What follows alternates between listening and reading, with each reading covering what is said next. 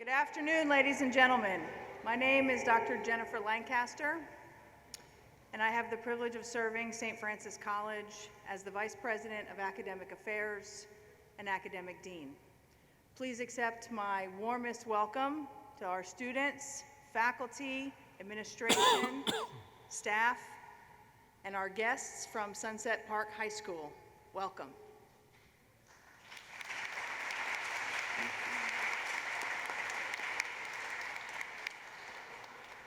Welcome to our new discussion series, Reflections of a Life in Public Service, between our President, Miguel Martinez-Saenz, and leaders in politics, business, and the community. I mentioned that today is the first in a series. I'm pleased to let you know that you can mark your calendars for October 28th, when we'll host our next guest in this series, U.S. Representative Peter King, a proud graduate of St. Francis College, and we will look forward to that. We hope you'll join us. For today's event, in addition to being the first in a series, we are also celebrating Constitution Day. Constitution Day is officially tomorrow, September 17th, and commemorates the formation and signing of the United States Constitution. In 2016, President Obama, in his proclamation of Constitution Day, had this to say: "The vision of self-government laid out in our Constitution is dependent on Americans doing the hard work and sometimes frustrating work, yet always essential work of citizenship. Being a citizen is a responsibility that challenges each of us to stay informed, to speak out when something is not right or not just, and to come together to shape the course our country will take. Citizenship is a commitment calling on us to stand up for what we believe in and to exercise our rights to protect the rights of others. The Bill of Rights and other amendments added in the decades that followed have paved the way for progress, and they embody a truth held since our founding, the simple but powerful idea that people who love their country can change it for the better." Today, we are thrilled to welcome as our first guest, Reflections of Life in Public Service, Congressman Nydia M Velazquez. Let's give her a warm welcome.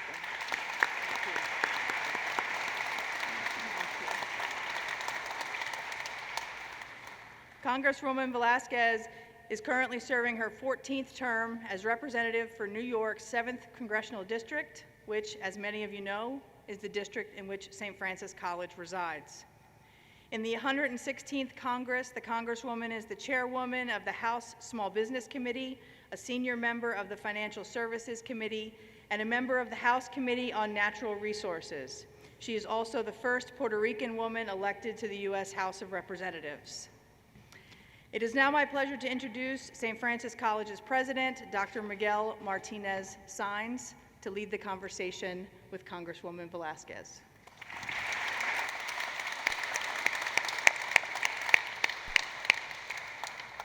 So first, there will be many times I say thank you, so thank you as we get this going. But I think I want to remind folks what Dr. Lancaster said in the context of St. Francis College and our history, especially for some of the young folks that are here from Sunset Park High, to get a feel for why we think this is critically important today.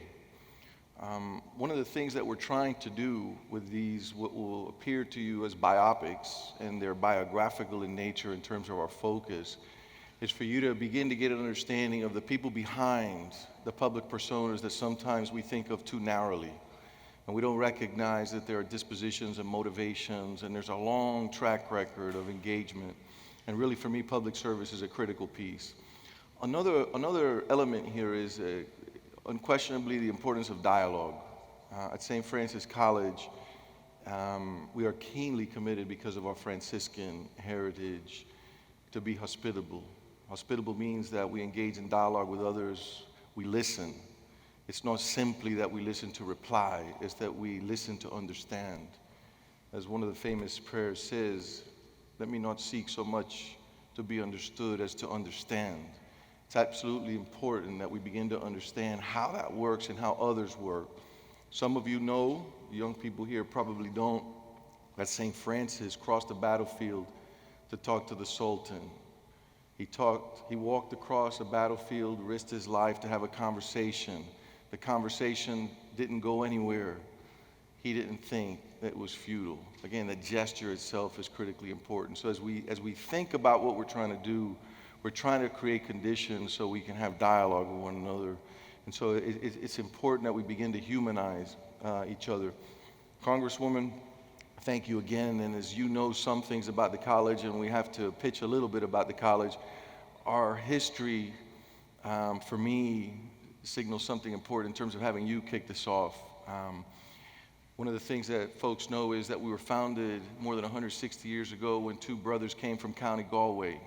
The focus there was to start a college, especially for working class Irish.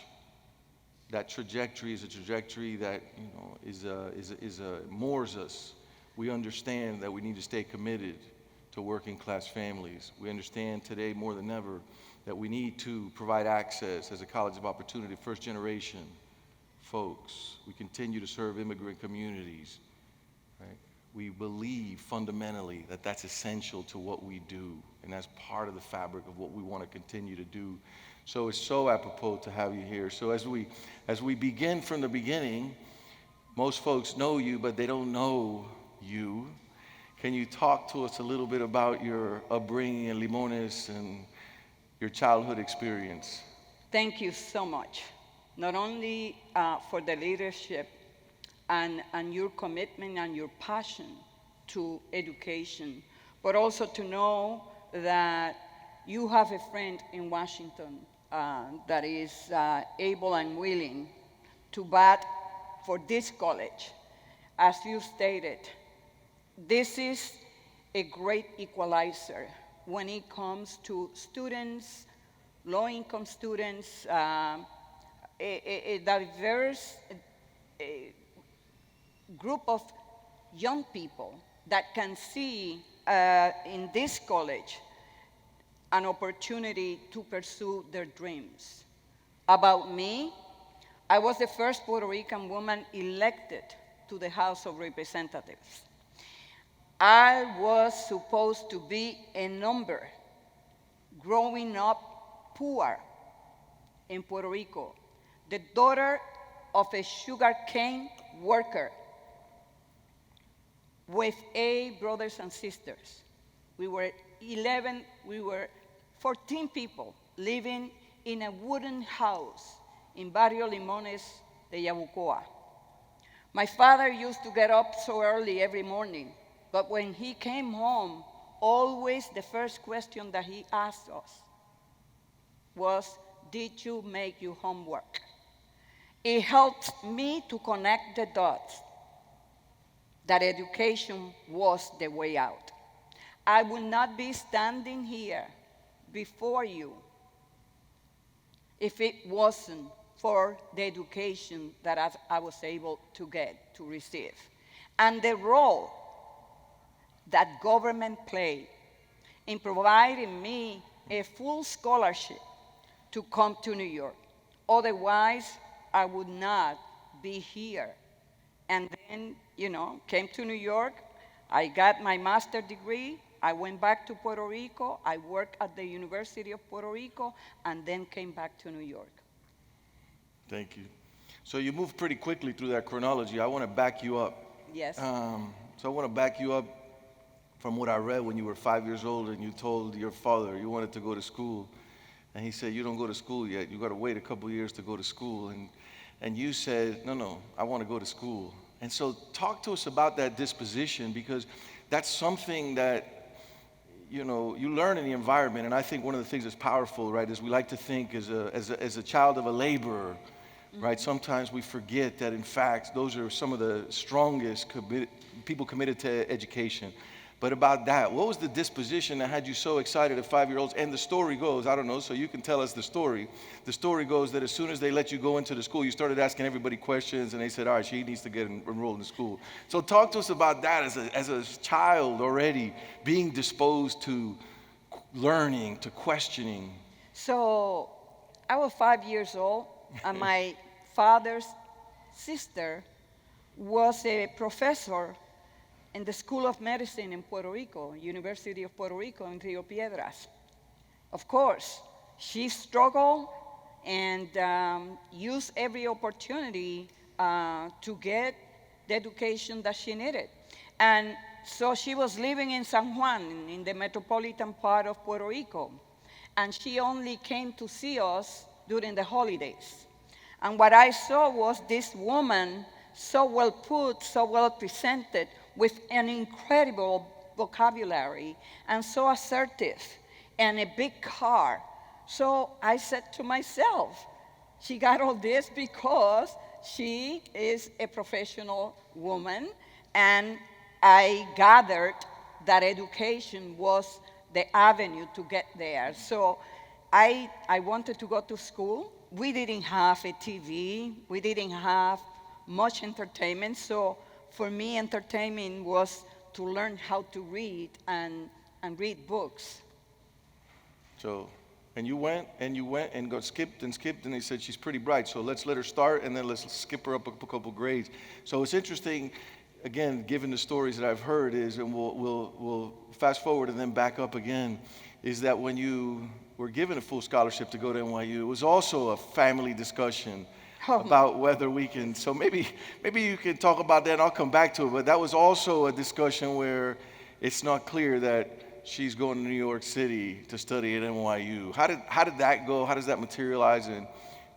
So I studied, when I was in high school, I didn't take a summer off.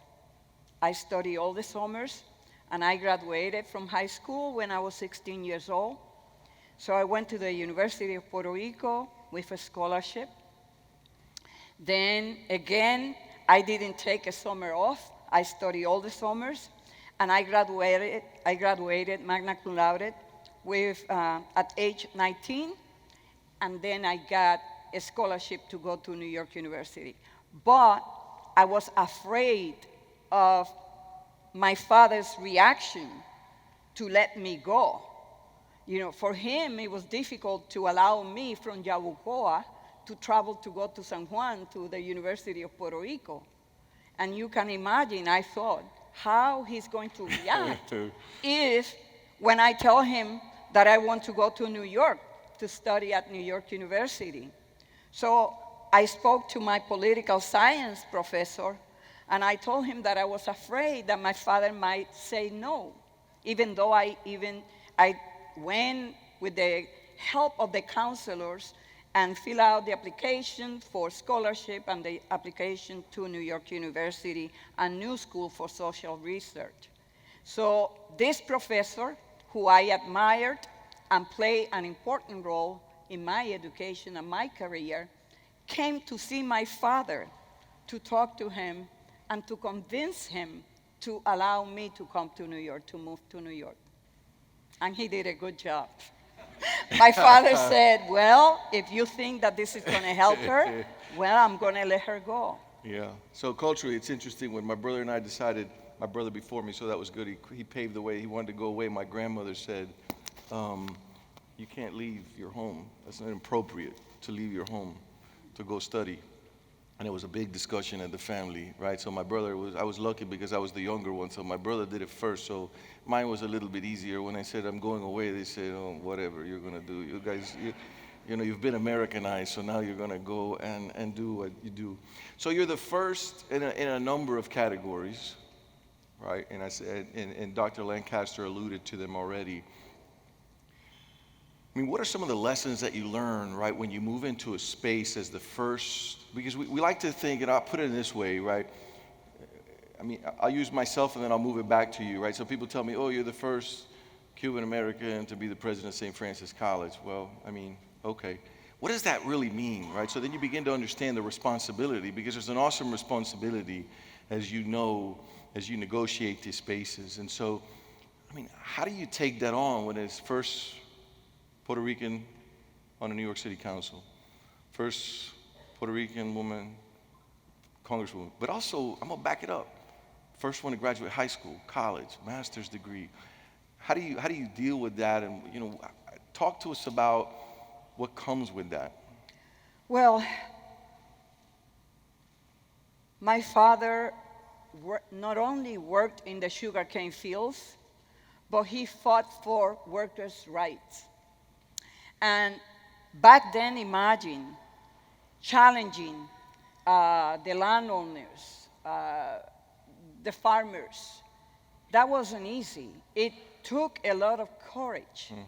And I believe that my father instilled in me that sense of right and wrong, and to always find your voice, to question, to raise your voices, to ask questions.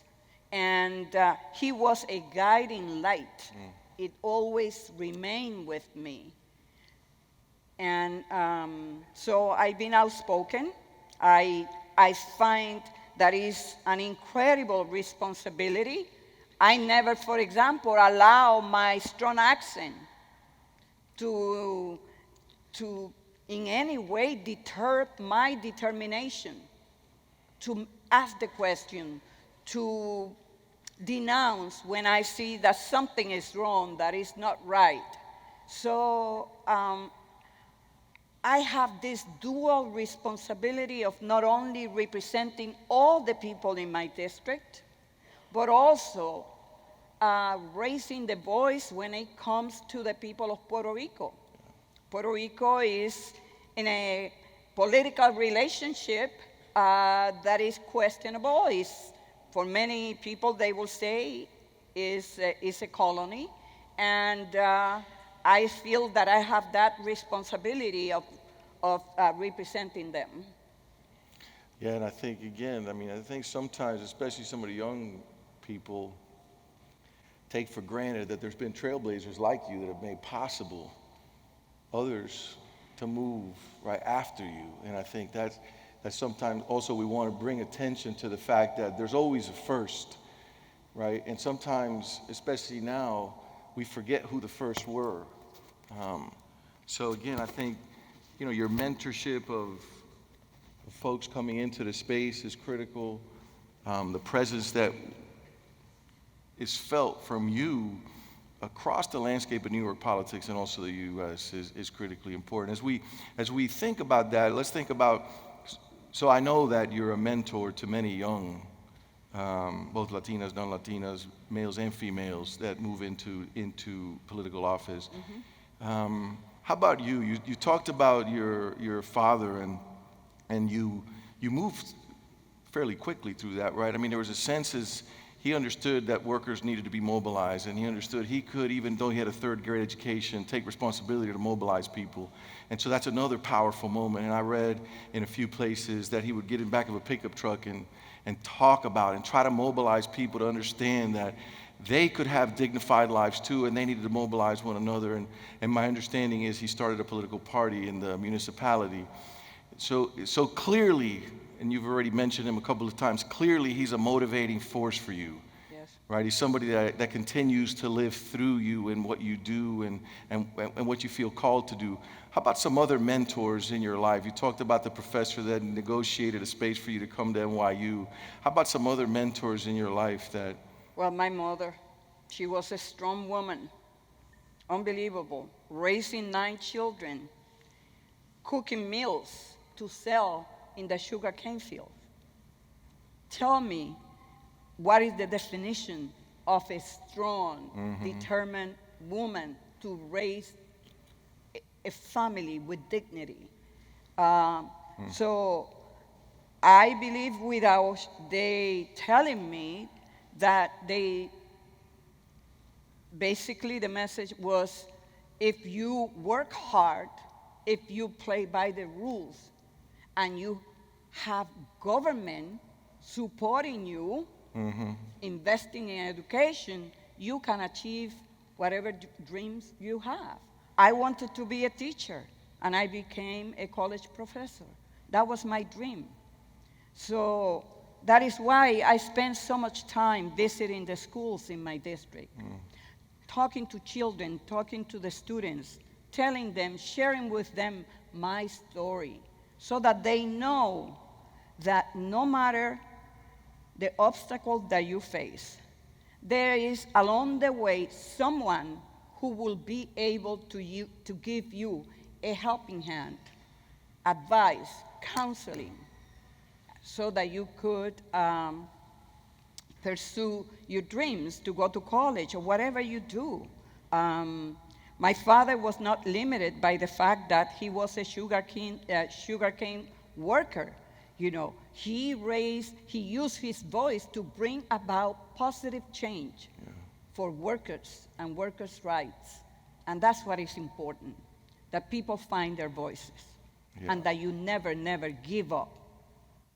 Well, I love what you said about your mother, too, because I think sometimes there's this mischaracterization about what it means to be a strong, we fill in the blank. With the women especially, it becomes an issue. I'll just tell you, for us in our culture, it was critically important that the home be, right, the bedrock. So, I mean, I remember when I went to college, people said, oh, X, Y, and Z about me or my mother and our family. And I thought, well, I always saw my mother as a very strong person, right? Willing to do what was necessary for the family, but it wasn't, I never saw that as a sense of weakness, and I think sometimes we need to come to recognize how those things work themselves out. So it's Constitution Day, and tomorrow's Constitution Day technically, but I mean, I wonder, I'm not gonna ask y'all to show your hands, but I wonder how many people have actually read the Constitution, and that's, so I have one person out there in the back show their hands, but there's probably some negotiating space, and one of the things that I certainly feel is critically important, especially for young people, sometimes that take for granted what it is that we have, and take for granted the Constitution and all that entails, is that you take a look at it. But there's also other texts that enable us to think about what you've done in public life and other things. Are there, besides the Constitution, are there any things that you could recommend both to the high school students and the college students that they ought to take a look at, that they ought to read, that they ought to work through? So, well, you know, reading is like so energizing. It's always so important, even if it's a novel or a book, a textbook, that will bring to you that wealth of knowledge that will empower you. So there is a lot of novels that have been written that continues to have resonance today because of the dynamics that we are seeing in our society today. To Kill a Mockingbird is just an incredible novel that still is relevant today. The Grapes of Wrath, you know, a community or a group of people that has been oppressed, and yet they get activated to take hold of their own destiny.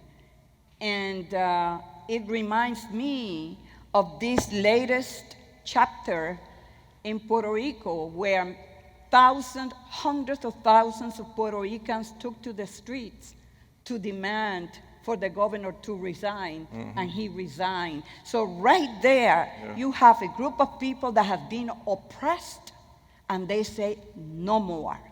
Today we are discussing criminal justice reform. We are discussing the role of discrimination and racism. So there are a lot of these written books that still continue to have resonance and that help us. Like The Farm, 1984, is discussing the threat of totalitarianism in our society, and I think that is quite fitting for people to read that these days when we see what is coming out of Washington. Yeah, and I think, again, the thing is that as you drive that really to think about the way the imagination works itself out, and sometimes we fail to recognize that, you know, novels, to use the genre that you touched on, right, the Jodes and the Grape of Wrath, I mean, really, a lot of people see that as fictional, but really, I mean, the text is something real, right? The dust storms are real. What they experience is real. It happens to be in fiction, but it's a... So I'm glad you do that. We might switch to some students. Do we have some students that may ask some questions? So one of the things I saw when you were in, or I read, when you were in, so as we switch this, do we have some student questions? I think we might. So when you were at the University of Puerto Rico, you were actively involved with issues related to Puerto Rican independence, is that right? Yes. Yes. And we continue to struggle with that, with the question of the destiny of the Puerto Rican, you know, to have the right of self-determination, to allow the people of Puerto Rico to decide for themselves what is the best political solution, so that we end that political limbo that Puerto Ricans find themselves. But can I make a comment about you know, the state of affairs in our country? And it is very important because tomorrow is Constitution Day. And so what really concerns me of today's dynamics in Washington is how this administration is creating issues regarding the system of checks and balances, the separation of power.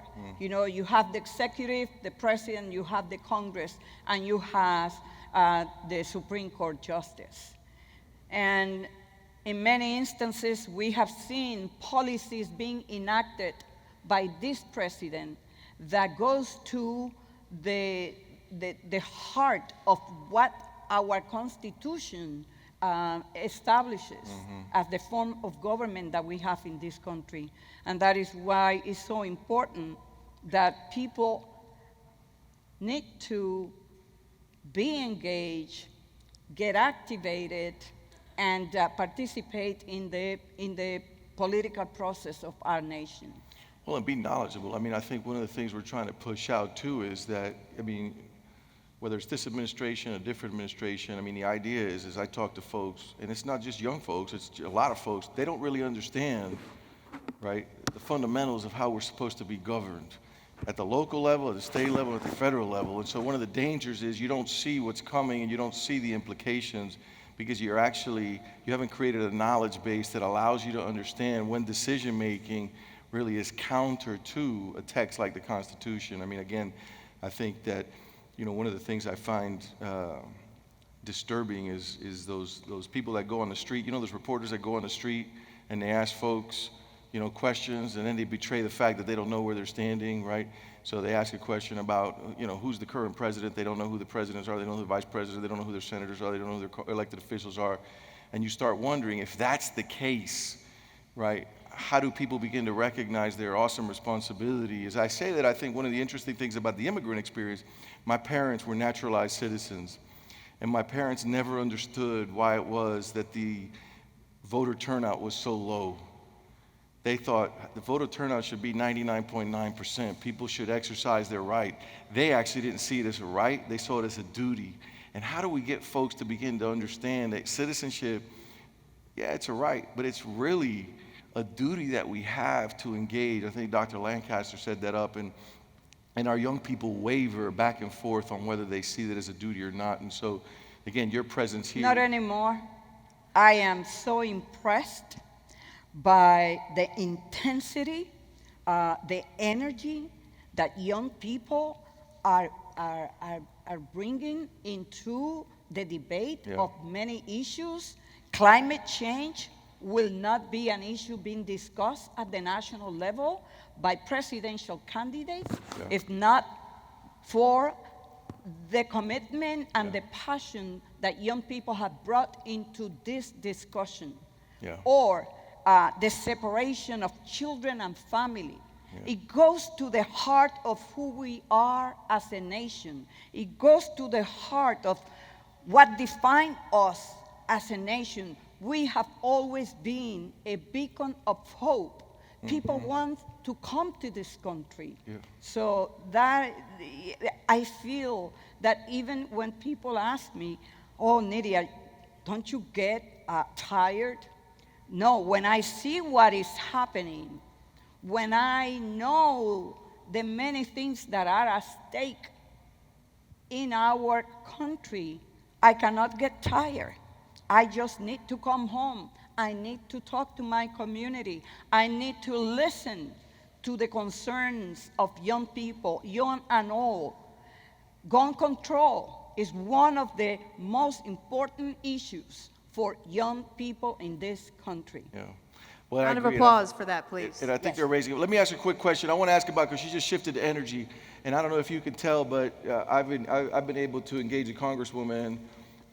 Some people say I've got a lot of juice, but I mean, you have an incredible amount of energy. I mean, I remember one of my meetings with you, somebody, our government person said, we're meeting here at 5:30, her plane lands at 4, and I said, well, God bless, doesn't she need time to breathe? And they go, no, that's the way it works. She'll get the shuttle, she'll be here, she's getting the shuttle, she'll come into DC, she'll get in the car, she'll come here, and she'll see you. And just so everybody understands, that was literally what happened. I was walking in the halls, and she was walking directly into office. She said, give me 2 minutes, and 2 minutes, and then I was in, and then we went there, and I thought, how does she do it? So somebody told me you've got a secret.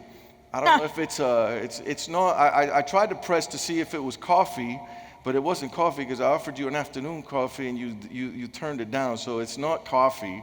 So what is the secret to staying so energized? Because it's, I'll give you one thing on this, and I think you alluded to it. There's a paradox called the Stockdale Paradox. We need to stay hopeful even when we're confronting some difficulties. And I think you do that powerfully. You illustrate that day in and day out. But how do you stay energized just on a physical level? Donald Trump. All right, now we're going to go to the students. Can we get the students? I think we got some students. Yes, we have a few students who have prepared some questions for us. Our first student is Isa Khan, who's a sophomore majoring in political science, and he has the esteem of representing, of interning now at Congressman Jeffrey's office. He's with Hakeem. Okay. Thank you for your time, Representative Velázquez. I wanted to ask, in today's day, a lot of young people are afraid of making mistakes, even if it's the cost of them making the next stage of their life. Can you share a time where you made a mistake? Uh, Glad he didn't ask me that question. Yeah. Well, yes, I make mistakes. The thing is, never being afraid of making mistakes. No one is perfect. I'm here probably making mistakes when I'm speaking to you. I am not afraid of that, because I know, first, that you get the fact that I wasn't born here, I wasn't raised here, I have an accent, but none of that will deter me. None of that will impact my desire to bring justice for the community that I represent. So never be afraid of making a mistake. You should be afraid 10 years down the road, 20 years down the road, saying, what if? No. If you have a dream, if you have an idea, you got to do everything you can and not being afraid of failure. One mistake that I made probably was I didn't pursue my PhD. And my staff told me maybe you would have been overqualified for the job that I have now. 434 members of Congress are going to hold that against me. So that wasn't me, that was my staff. Thank you. I guess I'm overqualified, that's good. Our next question comes from Anita, who is a senior majoring in economics. Anita is a student worker on our campus. If you did not choose the career of doing public service, what would you be doing? I would be in a classroom. I love to be in the classroom, in that space, educating, analyzing, challenging. That I love teaching. And I taught at the University of Puerto Rico for 5 years. I became the youngest chair of a department. When I was 23, I was the chair of the social science department. Then I taught at Hunter College as an adjunct professor. So teaching is part of me. Mr. Conlon is a junior majoring in economics and political science and a member of the Pi Sigma Alpha Honor Society. If for a lot of young people in the room, do you have any advice for people looking to work in the public sector, like in public service? Sure. I think that there are so many things that we do these days that it didn't happen when I was growing up or going to college or going to high school that really help us or help you define whether or not public service is a goal, is something that you should do.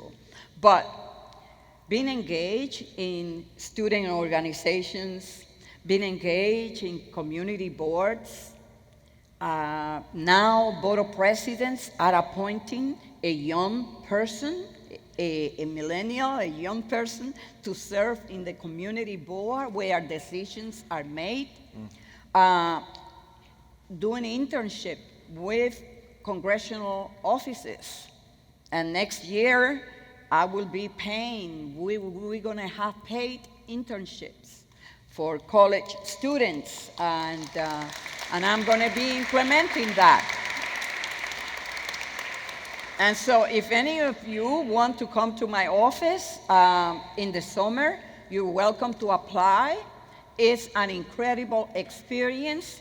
You not only learn how to prepare memos, write questions, go to meetings, see me in action, participate in look, I tell my staff, this is an incredible opportunity that we provide to young people.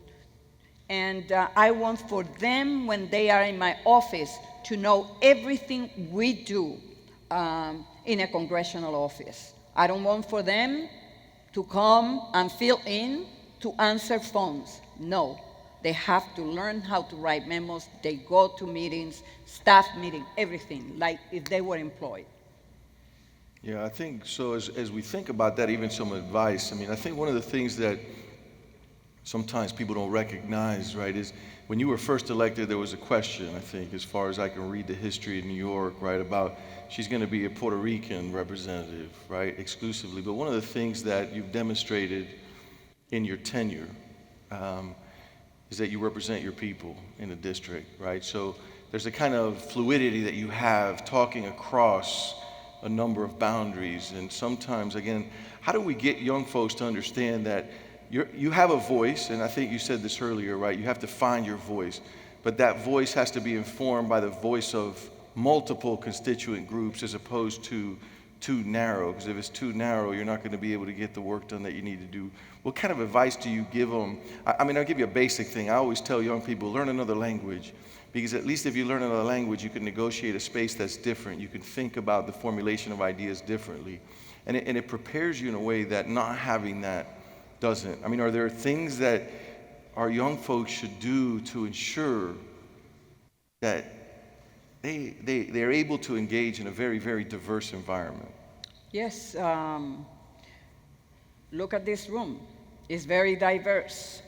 My district, when I first got elected, my district was maybe 52% Latino, maybe more. For the last, since 2012, my district, electorally speaking, is a majority white district.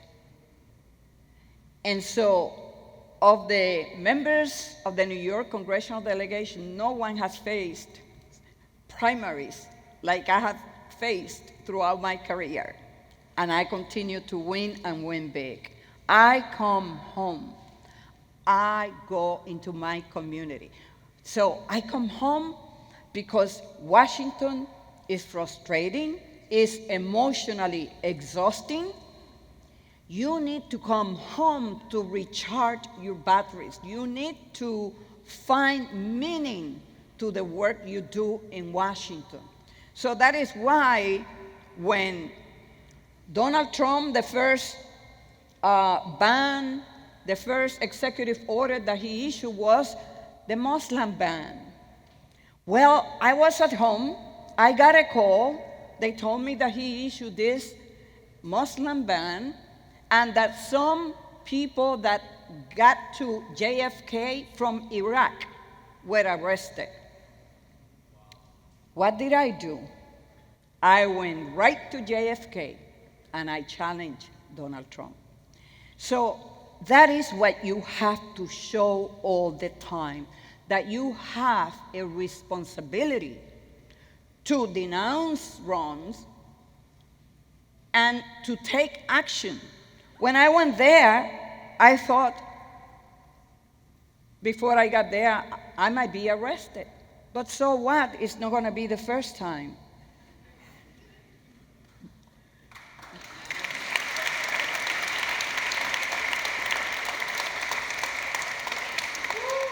I even spent one of my birthdays in jail, and they sang happy birthday to me when Amadou Diallo was killed with 32 bullets. I spent my birthday in jail. So if you want to serve the public, you need to know that you have an incredible responsibility on your shoulders that is going to even take away time away from your family. That is a lot of sacrifice. So it's a calling, it's a commitment. You gotta have the passion to serve. You got to have committed to bring about positive change and to use the power of your office to advance an agenda that is comprised by what you hear when you come to your district. It is climate change. We saw Sandy, the devastation that it caused to Red Hook, the Lower East Side, and so many other places, but in my district. So it's gone issue. It's not only mass shooting, it's how many people are dying every single day in our country, victims of gun violence. So it is important that you understand that if public service is what you choose to be, that is going to require not only the commitment and the passion, is an incredible responsibility, but always it fulfills you. You need to feel good. And I feel good every time I come to my district because my community gives meaning to the work I do in Washington. That's where I get the energy. Thanks.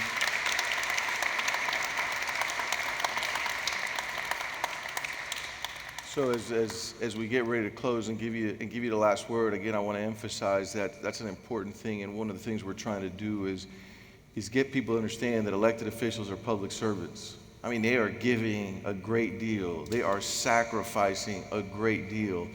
You're hearing our Congresswoman talk about spending her birthday in jail, right? I mean, they give of themselves.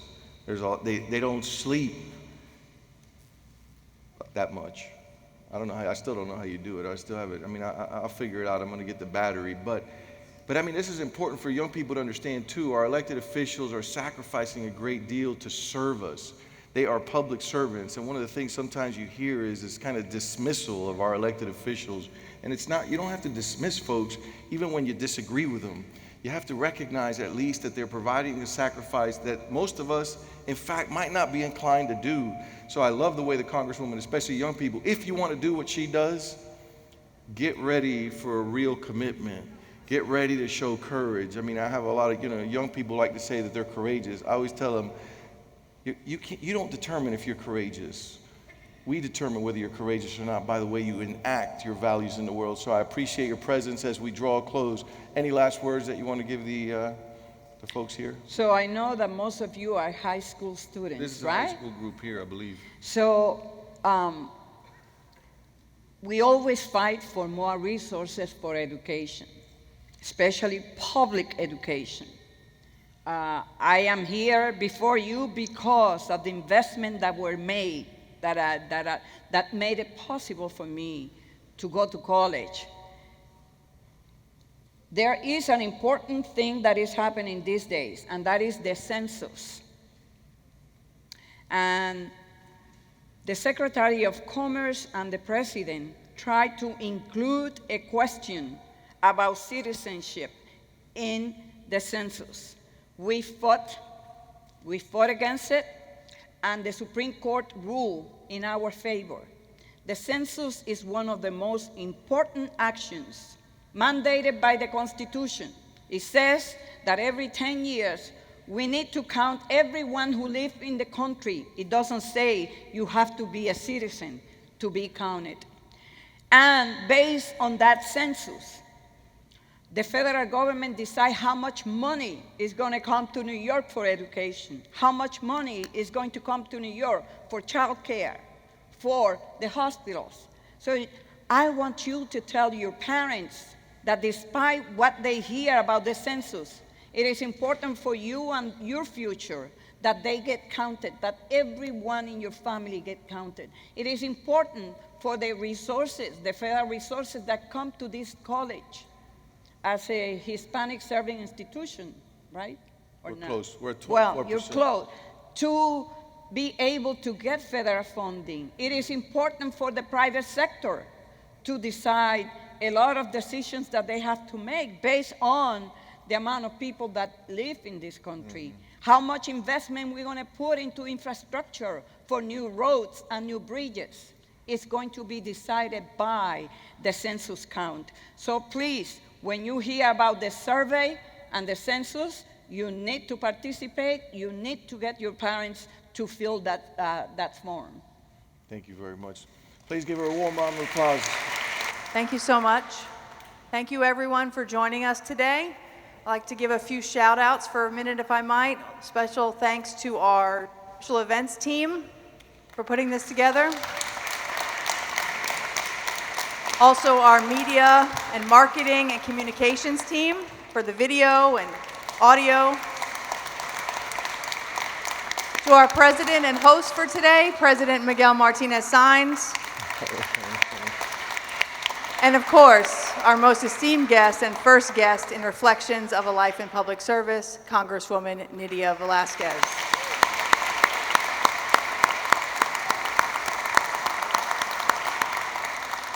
Thank you not only to our St. Francis College family who's here, but those of you who are visiting us, both from Sunset Park High School and as well as the International High School for International Studies. Oh, international. Interesting thing about the High School for International Studies, it's actually located on the old site of St. Francis College. So we're connecting the history with the future. Thank you once again for joining us. Thank you, Congresswoman and President Miguel. Thank you.